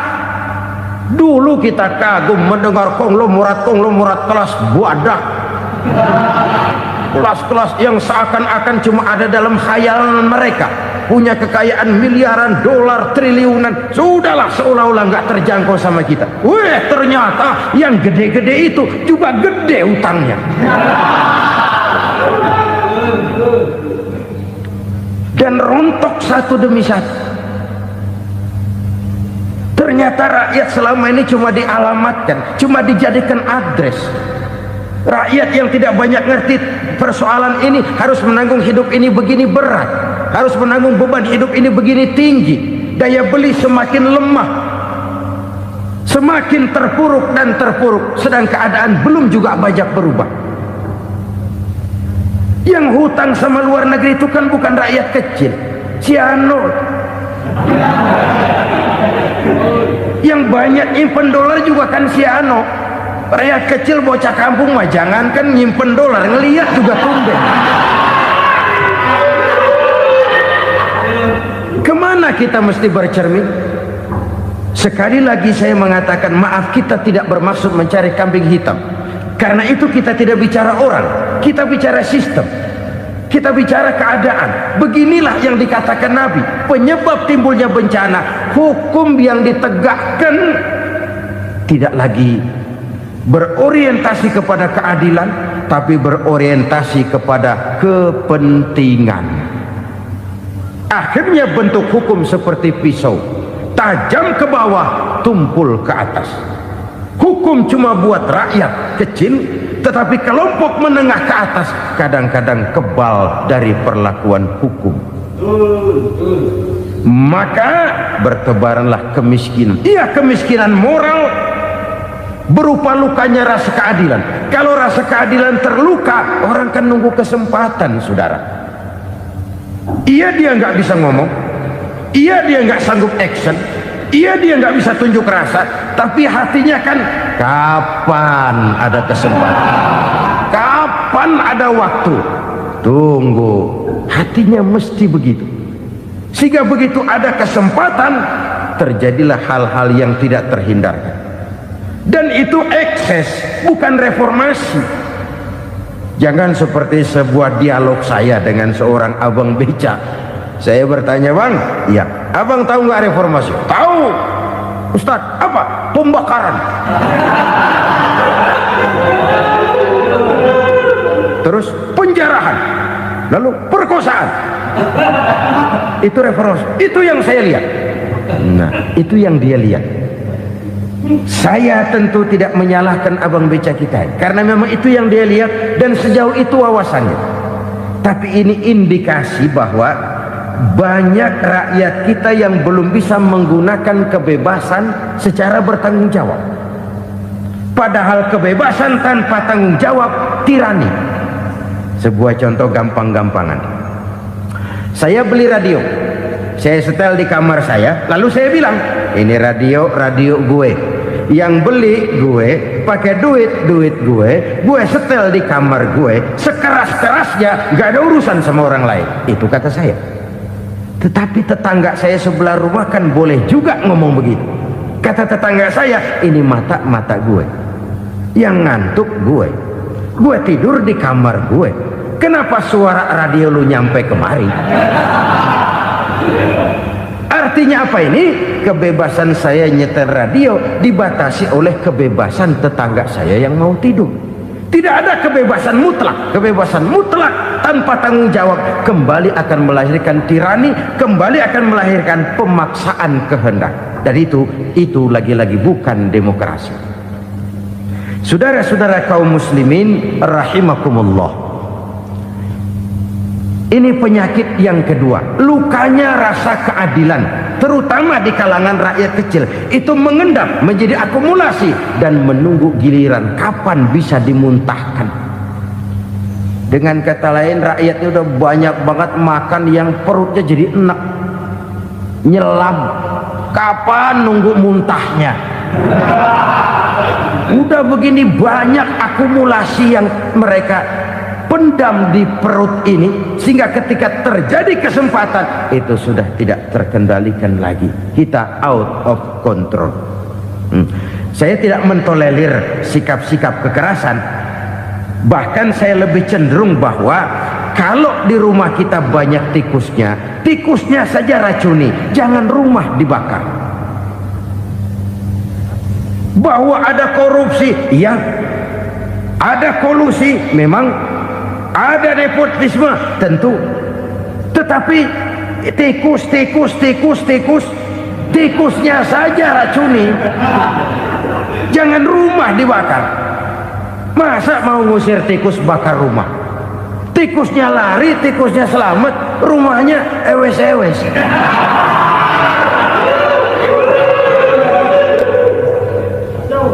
Tikus selamat, rumah nggak punya. Masalah nggak terselesaikan dengan sebagaimana yang kita harapkan. Kita sepakat ini negara hukum, dan di hadapan hukum semua manusia itu sama. Itu prinsip yang diajarkan Allah. Al-musawat bainan nas fi takalifil ahkam. Semua manusia sama dalam berhadapan dengan hukum Allah Subhanahu wa ta'ala. Kalau hukum sudah pandang bulu, itu jelas yang enak yang banyak bulunya. Siapa yang banyak bulunya? Monyet. Kalau hukum pandang bulu, monyet keenakan. Saudara-saudara kaum muslimin rahimakumullah, introspeksi. Mari kita bercermin bagaimana perjalanan hukum selama ini. Kalau introspeksi ini kita temukan, lalu ada upaya untuk memperbaiki diri. Jangan menggunakan tak ada gading yang tak retak, mikul duwur mendem jero untuk menutup-nutupi kesalahan orang. Padahal kesalahan itu sedemikian besar. Padahal rakyat kita tiap hari antri sembako. Ada yang sehari sekali makan, ada yang makan sudah bercampur tiwul, ada yang nasi sudah dicampur pisang, balik jadi orok lagi. macam-macam upaya rakyat untuk menangsal perut ini. Lalu rakyat ditenang-tenangkan, lebih baik puasa Senin Kemis sambil menghadapi krisis ekonomi. Kenapa rakyat yang disuruh puasa? Kenapa bukan pejabatnya yang puasa lebih dulu untuk kemakmuran rakyat? Kalau rakyat yang memang perutnya udah gepeng disuruh puasa, makin krempeng perutnya. Artinya pejabat harus punya sense of politics. Ya, tidak, puasa itu kan tidak cuma Senin Kemis saja. Puasa itu puasa perasaan, puasa menghargai perasaan yang sedang kondisi yang sedang dihadapi oleh rakyat. Bagaimana rakyat yang tengah antri sembako melihat pejabatnya lewat dengan mobil yang harganya sampai 1 miliar. Oh, inilah pemimpin saya. Luka lagi rasa keadilannya. Kita tidak tenggang rasa. Puasa dalam artian itu pun akan menolong menegakkan semangat kebersamaan, membentuk semangat kebersamaan. Saudara-saudara kaum muslimin rahimakumullah, penyebab bencana yang ketiga dikatakan oleh baginda Nabi, wala zaharat fihimul fahishatu illa fasha fihimul maut. Apabila kekejian telah merajalela, maka maut bertebaran di mana-mana. Kita renungi butir kalimat dalam hadis ini. Apabila kekejian telah merajalela, maut bertebaran di mana-mana. Begitu murah arti sebuah kehidupan. Penjarahan untuk hal-hal yang kecil tapi sampai mengorbankan nyawa. Apabila kekejian sudah terjadi di mana-mana, maut pun bertebaran. Maut dalam arti berpisah ruh dengan jasad, tapi juga maut dalam arti orang bisa mati karirnya, orang bisa mati usahanya, orang bisa mati kesempatannya karena perbuatan-perbuatan keji yang selama ini tidak terbendung. Lahirlah teori mafia. Siapa yang kuat dia yang berkuasa, siapa yang lemah dia menjadi mangsa. Proyek-proyek besar yang menang tender itu ya dari itu ke itu saja. Yang pengusaha-pengusaha tidak punya koleksi, koneksi, tidak bisa bayar komisi, dapat proyek tetelan. Ada dagingnya dikit, tambahnya juga tetelan. Dagingnya sudah habis disantap oleh meja. Sekian puluh meja dilalui, sekian puluh amplop dikeluarkan. Sehingga yang akhirnya ya tinggal tetelan itu tadi. Maka kualitas pekerjaan pun sudah bukan lagi jadi masalah. Demikianlah mafia-mafia ini bermunculan di mana-mana. Di pengadilan terkenallah mafia pengadilan. Hukum bisa dibeli, hukum bisa dipesan menurut kebutuhan sponsor. Mafia peradilan, mafia politik, mafia ekonomi, bahkan mafia agama yang menggunakan agama sebagai kedok, menggunakan agama sebagai dalih, menggunakan agama sebagai topeng untuk melancarkan maksud-maksud politiknya pun tidak tertutup kemungkinan. Apabila kekejian telah merajalela, maut bertebaran di mana-mana. Korupsi, kolusi, nepotisme itu bagian dari kekejian. Kita selama ini kalau mendengar maksiat, itu yang terbayang cuma judi, mabuk, zina. Iya, itu maksiat. Tapi korupsi, kolusi, nepotisme itu juga maksiat dalam bentuk lain. Kalau ini sudah bertebaran, maka maut terjadi di mana-mana. Jangan bayangkan cuma mati orangnya, itu sih kewajiban. Yang menyakitkan itu orangnya masih hidup tapi dibikin mati, karirnya mati. Kenapa? Karena yang diperlukan bukan cuma orang pinter tapi orang taat. Biar pinter, kalau nggak taat minggir. Biar bodoh, kalau taat bisa nyenangin atasan, bisa nyemur. Kumaha juragan wae ayeuna mah. Itu yang kadang-kadang dapat penghargaan. Tidak ada prestasi kerja kecuali bikin senang orang di atas. Kita lihat di desa-desa jalan rusak. Kalau ada berita pejabat anak mau turun, jalan rata sekali. Sampai tanah dari mana aja dikeruk buat ngeratain tuh jalan. Pejabat pulang legok lagi jalanan. Katanya kita kerja buat rakyat, nyatanya kita cuma melayani atasan. Kenapa? Terjadi lingkaran setan. Seperti kata lagu Dul Sumbang itu. Mahasiswa takut sama dosen, dosen takut sama dekan, dekan takut sama rektor, rektor takut sama menteri, menteri takut sama presiden, presiden takut sama mahasiswa.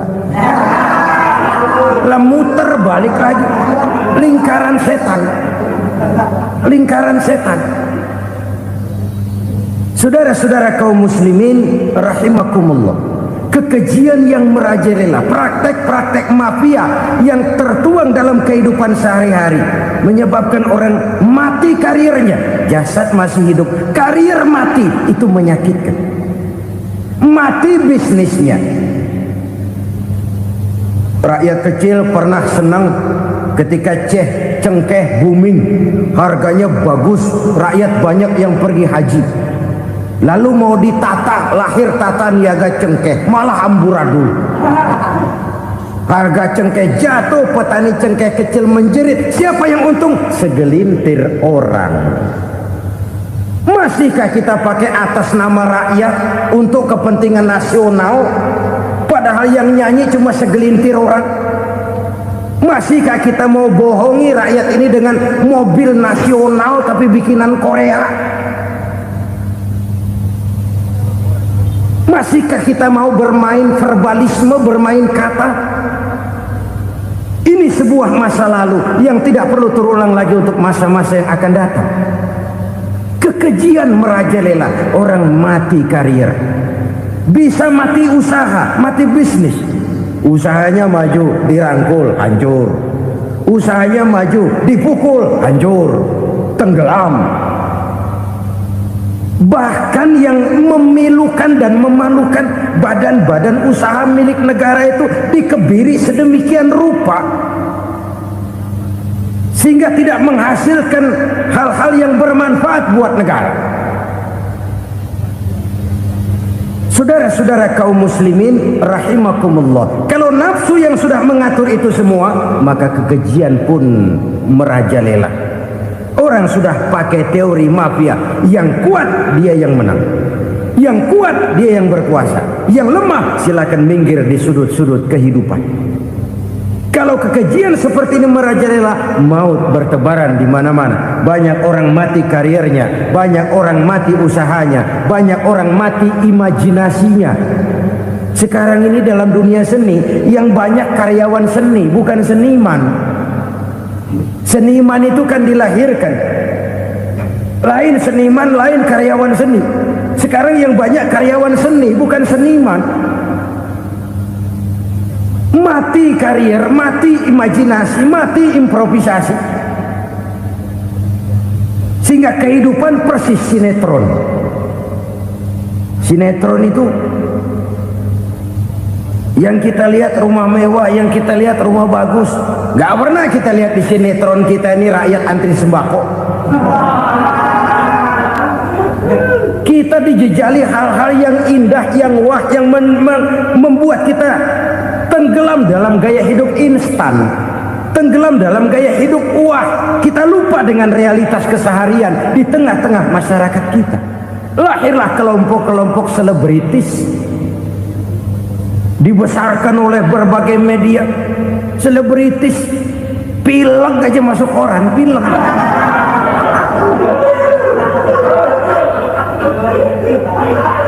Rakyat yang pingsan antri beras nggak masuk koran. Rakyat yang semaput antri minyak nggak masuk koran. Selebritis panok masuk koran.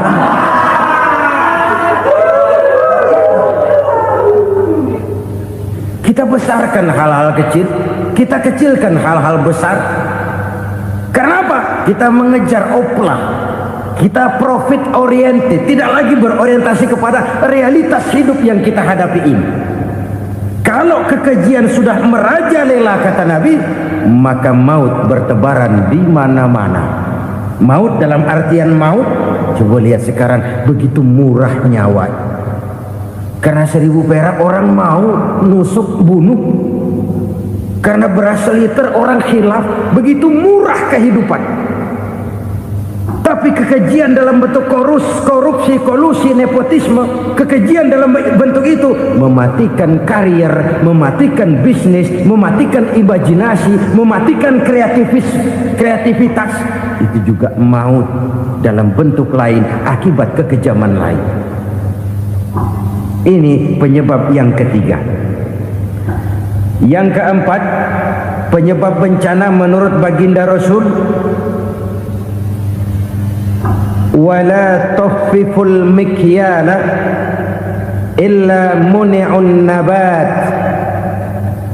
Apabila timbangan sudah dicurangi, maka tercegahlah tumbuh-tumbuhan. Apabila timbangan sudah mulai curang, maka terjadilah musim paceklik. Apabila bisnis sudah bergaya mafia tadi itu, kecurangan-kecurangan terjadi, tender di balik pintu, yang dimenangkan cuma kelompok-kelompok yang bisa memberikan presentasi yang besar, muni'un nabat, terjadilah paceklik. Paceklik, panen gagal, wereng, ya wereng, kemarau panjang, it's okay, air sulit, iya, tetapi kan semua itu ada yang ngatur. Kemarau ada yang ngatur, belalang itu ada yang ngatur, air itu juga ada yang ngatur. Yang ngatur itu yang serba maha. Kalau ia murka melihat kecurangan timbangan, Allah itu kalau murka kan gampang saja, tinggal komandoin balang, lang, hancurin tuh sawah. Konvoy belalang, konvoy. Allah tinggal ngutik angin El Nino, mampir lo ke Indonesia. Hujan nggak turun-turun, kemarau panjang. Jadi kalau musim kemarau kan namanya anginnya El Nino. Kalau musim hujan anginnya namanya La Nina. Cakep namanya, kejem orangnya. Saudara lihat Cina sekarang sedang kena La Nina, banjir besar, ribuan orang meninggal. Dia mah ribuan mati kagak berasa, rakyatnya miliaran. Bangladesh lagi ngalami La Nina, India lagi ngalami La Nina. Angin, hujan, kemarau, belalang itu kan ada yang ngendaliin. Kuncinya bukan di belalangnya, kuncinya bukan di peredaran matahari berputar, kuncinya di atas yang mengatur semua itu. Kalau timbangan sudah mulai curang, pengusaha sudah nggak mau jujur, apa nggak bikin perut jadi mual.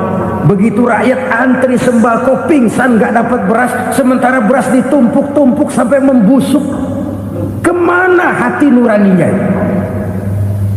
Kemana akal pikirannya? Kemana mereka yang berbuat atas nama rakyat tapi melihat rakyat susah tidak tergerak hatinya? Apabila timbangan sudah mulai dicurangi, bisnis sudah mulai melenceng, maka terjadilah paceklik. Sebuah negara yang berhasil dalam swasembada pangan, lalu sekarang menjadi negara yang rakyatnya antri untuk memperoleh kebutuhan pangan. Saudara-saudara kaum muslimin rahimakumullah, ini intinya adalah kecurangan. Kalau kecurangan sudah terjadi di mana-mana, dan ini milik siapa saja, bukan soal tempat, bukan soal jabatan, soal manusianya, SDM-nya. Kecurangan tidak cuma terjadi di kantor, di masjid bisa terjadi kecurangan. Korupsi tidak hanya bisa terjadi di kantor, di madrasah bisa ada korupsi. Faktor manusianya, ini soal SDM.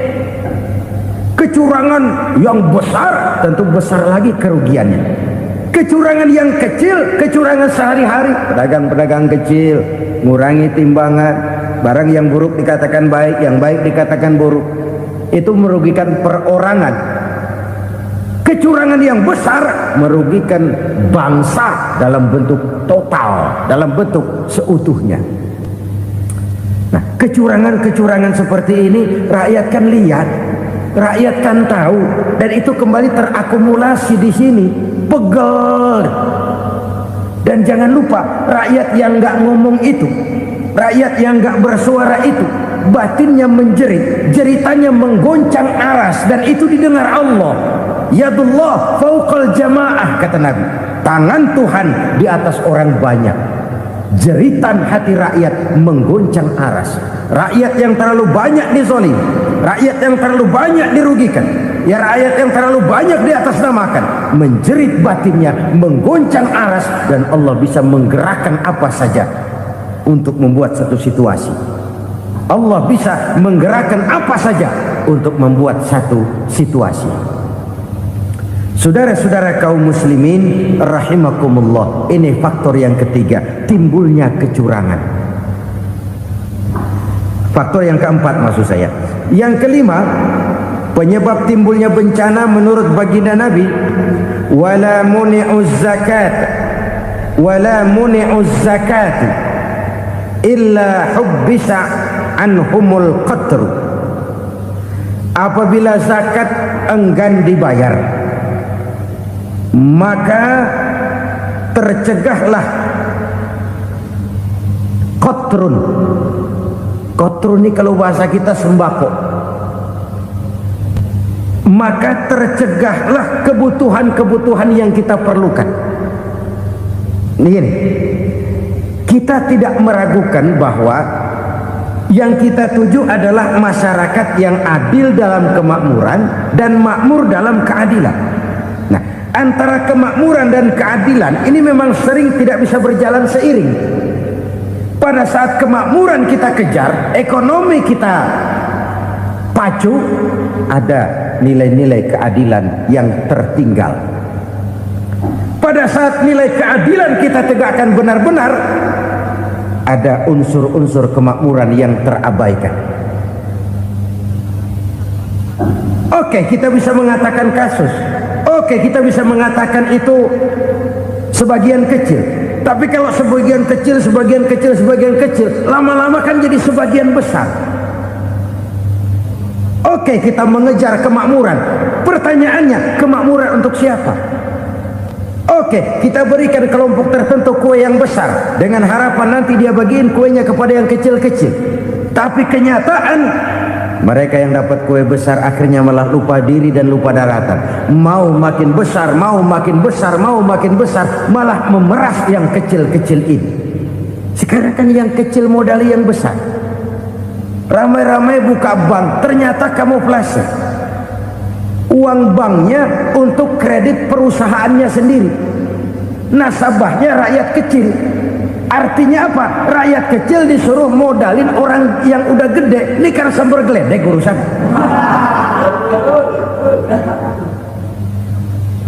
Ini kan permainan apa lagi? Rakyat kecil suruh modali yang gede.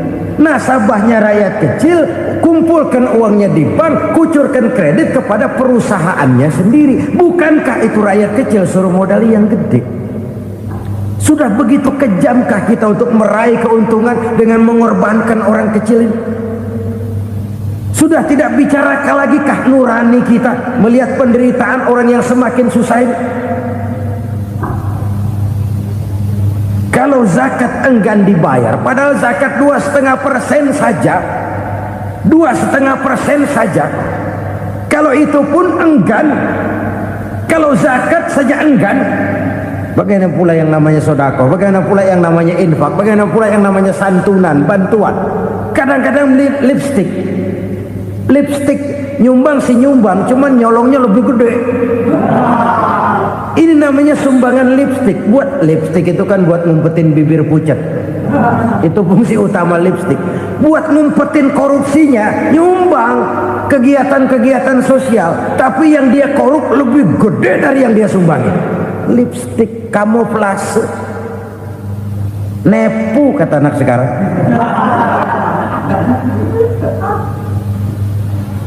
Saudara-saudara kaum muslimin rahimakumullah, demikian berat kewajiban zakat ini sampai di zaman Sayyidina Abu Bakar pernah keluar komando perangi orang yang enggan membayar zakat. Perangi, karena fungsi zakat adalah menjembatani antara si kaya dengan si miskin. Bahwa ada kemiskinan itu Qur'ani. Allah menyatakan, aku melebihkan rezeki sebagian kamu dari yang lain. Ini kan kesenjangan. Allah melebihkan rezeki sebagian kamu dari yang lain. Ada itu, tetapi itu berjalan secara nature. Nah, kalau direkayasa, yang kaya semakin kaya, yang miskin semakin terpuruk, yang sudah besar dapat proyek besar, yang kecil dapat tetelan. Ini kan rekayasa namanya. Kesenjangan yang direkayasa ini yang kita harus kikis. Nah, fungsi zakat menjembatani dari sisi sosial. Dari sisi pribadi, Nabi berpesan, zakku amwalakum biz zakat. Bersihkan hartamu dengan zakat. Sekarang ada istilah nyuci uang. Uang hasil korupsi itu bisa dicuci, dijadikan uang bersih. Bukan pakai rinso, bukan. Pakai politiknya koruptor, diolah sedemikian rupa sehingga jadi uang resmi. Sudah memutik, itu termasuk yang disebut kejahatan kerah putih, white collar crime. Kejahatan kerah putih, kejahatan pakai dasi, kejahatan kelas kakap. Makanya orang mendingan goblok kagak bener daripada pinter kagak bener. Goblok kagak bener itu gampang ngurusinnya. Pinter kagak bener, ini yang berabe bener ngurusinnya.